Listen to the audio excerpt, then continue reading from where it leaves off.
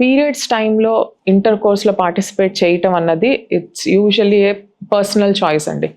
So both the couple should be ready for it. Okay, so intercourse should never be forced. The couple should be ready for it. And ఆ టైంలో normal టైంలో కన్నా menses టైంలో hygiene maintain చేయటం అనేది చాలా important.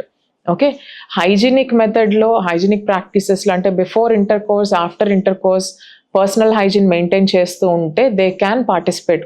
Science is not preventing it from happening.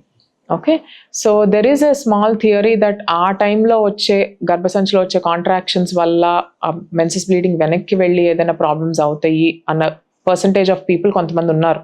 కానీ personal hygiene maintain చేస్తూ if they want to undergo inter course they can go ahead with it.